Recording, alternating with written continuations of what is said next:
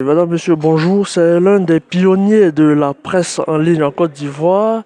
Il est aujourd'hui une référence du journalisme en Côte d'Ivoire. Gilles Alexandria, puisque c'est de lui qu'il s'agit, nous le recevons aujourd'hui en marge du premier forum international pour la presse économique et financière, ici même à Abidjan. Monsieur Gilles Alexandria, bonjour. Bonjour.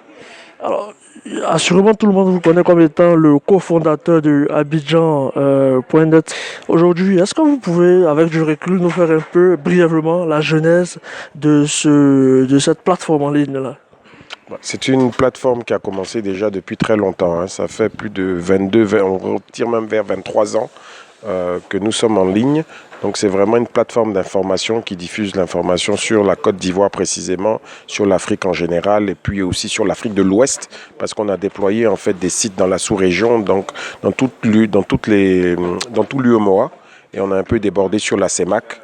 Et donc voilà, c'est une plateforme qui diffuse de l'information générale, donc économie, politique, sport.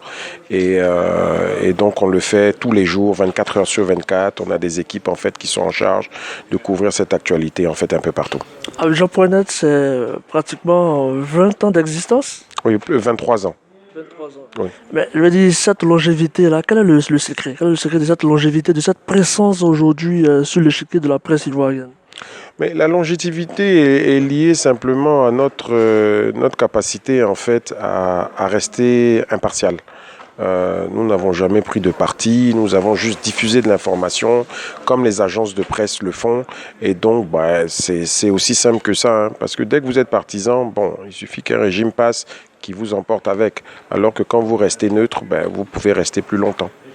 Finalement, d'où vous est venue cette idée-là de mettre en place Abidjan.net? Mais c'est une idée en fait qui est venue de la nostalgie qu'on avait quand on était à l'étranger. On avait besoin d'informations nous-mêmes en tant qu'étudiants à l'étranger et donc on s'est dit mais pourquoi ne pas créer une plateforme qui va diffuser de l'information pour les gens qui en ont besoin.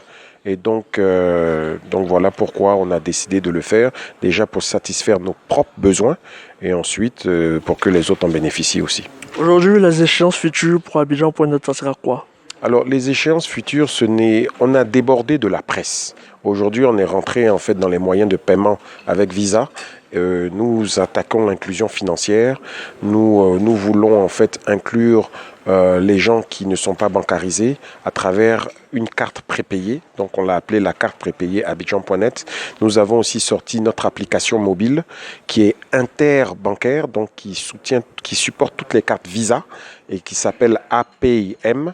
Et donc, vous pouvez la télécharger, ajouter votre carte Visa, faire du transfert entre cartes Visa, faire du paiement QR code aussi, et puis du multiservice. C'est vraiment multiservice financier.